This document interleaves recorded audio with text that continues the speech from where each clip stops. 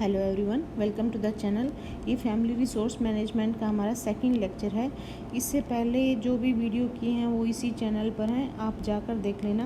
और जो भी इम्पोर्टेंट पॉइंटर्स हैं उस टाइप से मैं आपको सभी नोट्स प्रोवाइड कर रही हूँ। तो बहुत इंपॉर्टेंट है, आप प्लीज़ क्लास को रेगुलर देखते रहना और इसको 2 या 3 बार वीडियो को सुनना, आपको इजीली रिमेंबर रहना स्टार्ट हो जाएगा। चलते हैं, आज हम क्या करने वाले हैं।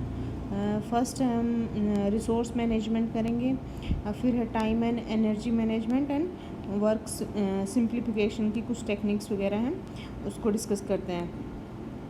ये स्टेजेस हैं जैसे family life cycle and demand on income. Income की कैसे डिमांड है, इसी टाइप से एनर्जी की क्या डिमांड है वो आगे देखेंगे।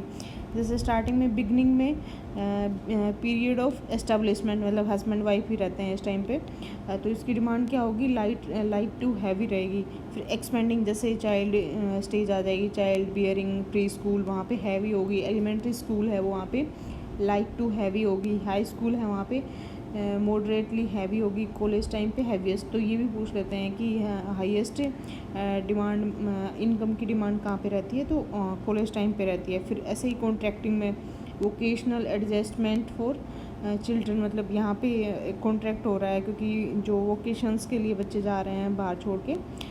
फिर है तो उसमें क्या रहेगी, हैवी रहेगी। और फाइनेंशियल रिकवरी है वहाँ पे लाइट और हैवी हो सकती है। फिर रिटायरमेंट के टाइम पे लाइटेस्ट रहती है क्योंकि उस टाइम पे कुछ इतना ज़्यादा डिमांड नहीं रहती मनी की, इसलिए लाइटेस्ट रहती है। इसी टाइप से फैमिली रिसोर्स मैनेजमेंट की डेफिनेशन या फिर उसमें कौन से रिसोर्सेज हैं, ह्यूमन नॉन ह्यूमन, वो क्लासीफाई करके मैं यहाँ पे बता रही हूँ। तो इसमें कह रहा है कि every family has certain needs to fulfil. तो नीड्स कौन सी हैं, पहली है प्राइमरी नीड्स। प्राइमरी नीड्स में क्या आएंगे, फूड हो गया, क्लोथिंग होगी, शेल्टर हो गया। इसी टाइप से सेकेंडरी नीड्स में क्या आएंगे, एजुकेशन, एंटरटेनमेंट, कंफर्ट। तो ये ध्यान रखना है आपको, ये इस टाइप से क्लासिफिकेशन बना लेना, ये प्राइमरी की, फिर ये सेकेंडरी की। उसके प्राइमरी की आप नीचे क्लोथिंग और शेल्टर और फूड ये मेंशन कर देना। फिर इसी टाइप से सेकेंडरी की एजुकेशन। ये भी इसमें बड़ा कन्फ्यूजन रहता है, एफआर में बहुत ही बेसिक से क्वेश्चन आएंगे लेकिन हल्का फुल्का कन्फ्यूजन हो जाएगा आपको, तो इसलिए आप ध्यान रखना है। एंटरटेनमेंट है, कंफर्ट, आपको एजुकेशन लगेगा कि प्राइमरी तो नहीं है यार, क्योंकि इतना इंपॉर्टेंस दे रखी है आज के दिन, तो ये ध्यान रखना है, सेकेंडरी है। फिर है रिसोर्सेज का क्लासिफिकेशन क्या है। Resources are means of satisfying wants, they are essential for achieving family goals. फिर है रिसोर्सेज क्या है, resources are material and human attributes which satisfy our wants, मतलब जो अपनी जो गोल या वॉन्ट्स है या डिज़ायर है, हम उसको सेटिस्फाई करने के लिए जो भी हम मटीरियलिस्टिक थिंकिंग या ह्यूमन एट्रीब्यूट्स को यूज़ कर रहे हैं उनको रिसोर्सेज बोल रहे हैं। ये they vary for individual, community, states and nations. ये वेरी करते हैं, मतलब हर उसके लिए कि आप किस चीज़ को मतलब एज ए रिसोर्स मान रहे हो। फिर है resources are of two types, human resources and non human resources. इसमें यही क्लासिफिकेशन आ जाएगी। इनके जैसे पूछ लेंगे कि कौन सा ह्यूमन है और कौन सा नॉन ह्यूमन है, तो ये भी आपको ऐसे करना है, ह्यूमन रिसोर्स और नॉन ह्यूमन रिसोर्स, इस टाइप से आप इनकी क्लासीफाई कर लेना, नोट्स बनाओ तब। तो उसमें ह्यूमन रिसोर्स में क्या आएंगे, जो भी पर्सनल करेक्टरिस्टिक्स होंगे, एट्रीब्यूट्स होंगे वो आएंगे। जैसे एजुकेशन है, ऑक्यूपेशनल स्टेटस है, स्किल्स होगी, एटीट्यूड हो गया, पर्सनैलिटी ट्रेट हो गया। तो ध्यान रखना है एजुकेशन क्या है, वो ह्यूमन रिसोर्स है। And other personal characteristics also resource that are use for productive purpose. तो ये भी क्लासिफिकेशन हो सकती है कि प्रोडक्टिव पर्पज़ के लिए जो भी हम यूज़ कर रहे हैं उसको क्या बोलेंगे, ह्यूमन रिसोर्सेज बोलेंगे। Which include time, energy, ability, interest. Time क्या है, ह्यूमन रिसोर्स है, ये ध्यान रखना। ये क्लासीफाई आप इस टाइप से इनके नीचे नोट डाउन कर लेना और क्लासीफाई इस टाइप से करना। नॉन ह्यूमन और material resources are material which are goods such as house, furniture, money, community. Money है, नॉन ह्यूमन है। Community facilities which include parks, library, government hospitals, shoppings, recreational facilities. तो ये है non human resources are easily identifiable but limited in their availability. ये ध्यान रखना है कि वो तो अनलिमिटेड होंगे, जो रिसोर्सेज हैं वो जो ह्यूमन रिसोर्सेज हैं वो अनलिमिटेड होंगे। जैसे हमारी एनर्जी, हमारी एबिलिटी कुछ भी हो सकती है, इंटरेस्ट हमारा कैसे भी हो सकता है, नॉन ह्यूमन है वो लिमिटेड हैं। फिर है the success of management depends upon the recognition, allocation and use of resources. तो ये ध्यान रखना है कि इस पे डिपेंड करेगी। फिर मैनेजमेंट का है, मैनेजमेंट जैसे हम कैसे करेंगे इसका, रिसोर्सेज का मैनेजमेंट की जैसे डेफिनेशन बता रखी है। Management means planning, directing, guiding, coordinating, controlling, ये पोस्ट कार्ड बोलते हैं इसको। तो ये ध्यान रखना है आपको कि कौन सा स्टार्टिंग में आएगा। जैसे हम प्लानिंग करेंगे, फिर डायरेक्शन देंगे, फिर गाइड करेंगे, कोऑर्डिनेशन, तो ये भी ध्यान रख लेना, एक उसमें आप नोट डाउन कर लेना।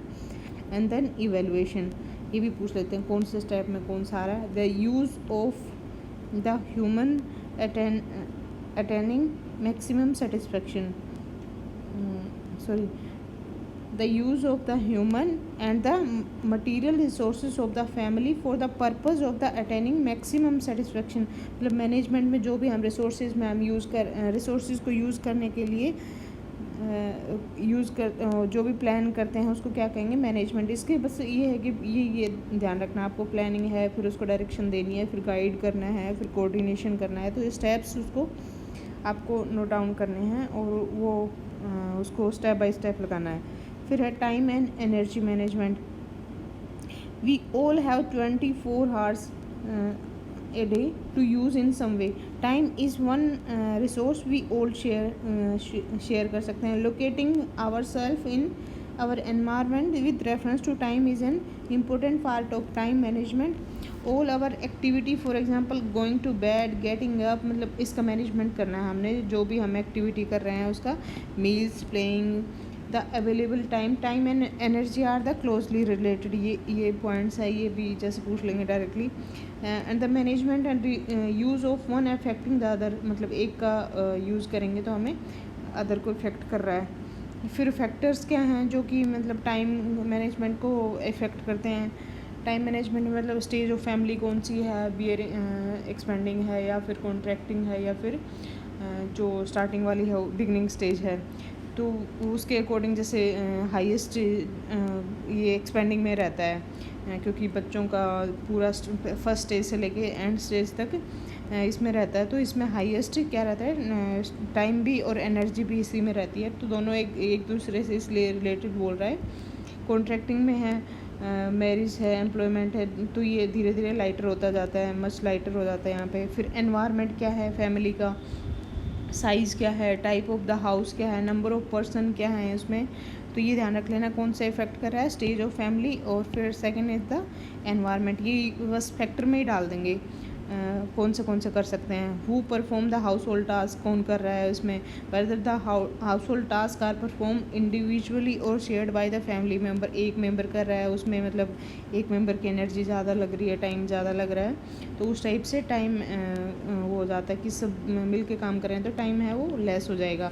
The attitude towards house work and, मतलब एटीट्यूड क्या है, मतलब ना इंटरेस्ट नहीं है हाउस वर्क में। And whether the home maker is gainfully employed, मतलब एम्प्लॉयड है या फ्रीली, मतलब टोटली हाउस वाइफ है वो।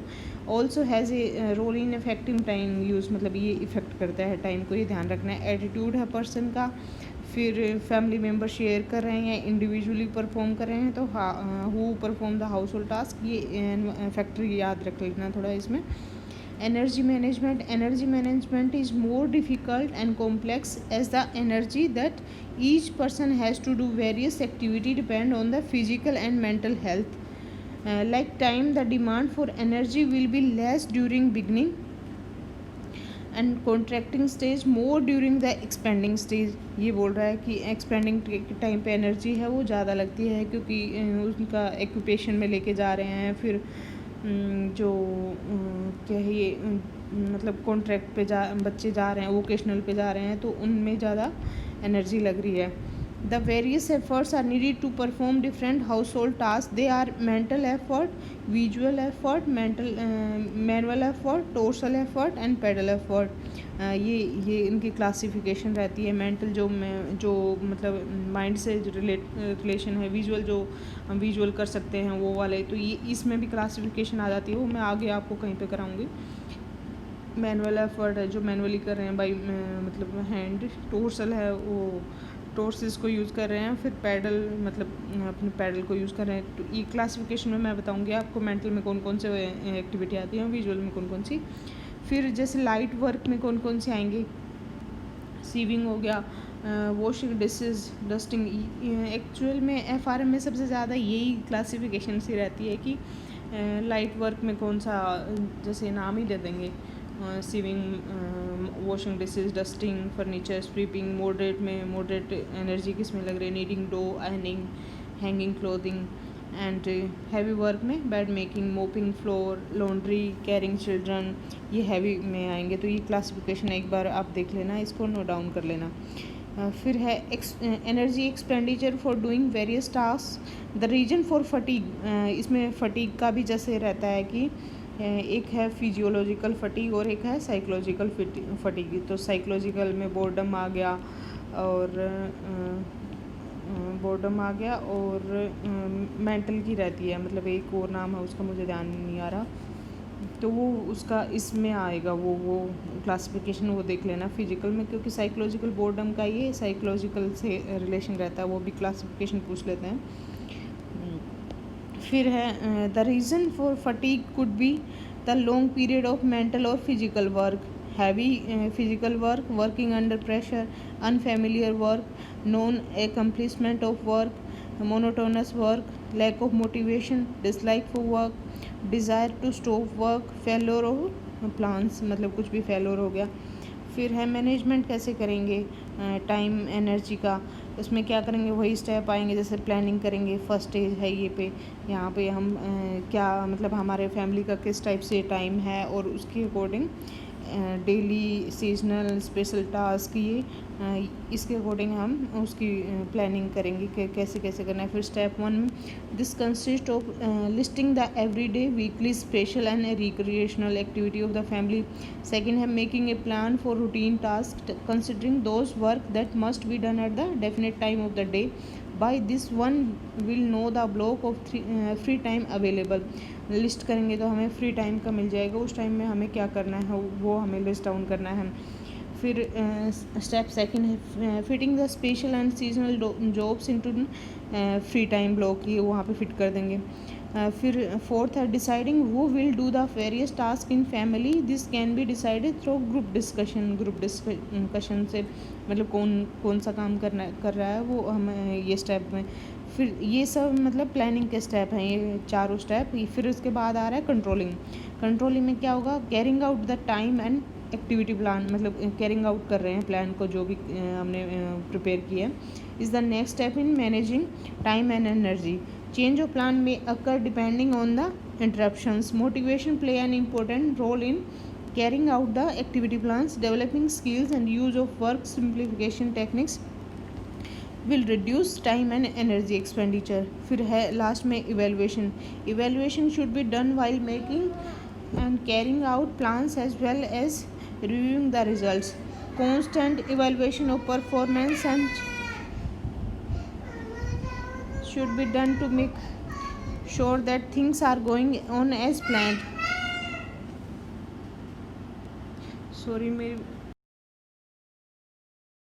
फिर है evaluation should be done while making and carrying out plans, मतलब मेकिंग के टाइम पे भी इवेलुएशन करनी है और कैरिंग आउट के टाइम पे भी ध्यान रखना है, बीच में भी और पहले भी और लास्ट में भी। As well as reviewing the results को रिव्यू कर रहे हैं तब। Constant evaluation of performance and checking of accomplishment should be done to make sure that things are going on as planned. तो ये ध्यान रखना है, इवेलुएशन होती है। फिर है work simplification is making work easier according to Nickell and Dorsey, it is conscious seeking of simplest, easiest and quickest method of doing work, it aims at accomplishing more work with limited amount of time, मतलब कम time लगे और हमें उसको work को complete जल्दी करना है। Time and energy का कम हो, ग्रोस एंड ग्रांडेल की है ये, और ये है निकल एंड डोर्सी की। ये दो डेफिनेशन है, ये ध्यान रखना आपको। ये भी डेफिनेशन भी डायरेक्ट आ जाती हैं कि ये डेफिनेशन में किसने कहा है, ईजीएस्ट और quickest method of doing work, और इसमें टाइम और एनर्जी की बात कर रखी है, तो ये ध्यान रखना है आपको। इसमें बस ये ज़्यादा फर्म में कुछ ये जैसे किसके द्वारा कहा हुआ है ये पूछ लेते हैं। फिर home making involve various type of activity which are most of the time tedious monotonous time consuming involve various type of skill most of work if done without much skill and under pressure would lead to unhappiness or frustration. To manage the house, one should know the best way of doing each household activity. To do a work easily, one should know why, how, when, who, where a work should be done. तो ये 7W बोलते हैं इसको, WH, when, how, who, इस type से। फिर है doctor Marvin Mundal, इसने 5 फैक्टर दिए हैं जो इन्फ्लुएंस करते हैं वर्क को। वो क्या क्या हैं, जैसे या फिर इसकी क्लासिफिकेशन भी बोलते हैं, मुंडन की क्लासिफिकेशन कि हम कैसे सिंप्लीफाई कर सकते हैं इसको। वर्क सिंप्लीफिकेशन कैसे की टेक्निक रहती है मुंडन की, हर बुक में मतलब अलग अलग इसको मेंशन किया हुआ है कि। तो इसका फर्स्ट स्टेप है, इसमें से क्वेश्चन बहुत आते हैं गाइस, इसे ध्यान से मतलब आप देख के जाना है इसको। Change in hand and body position.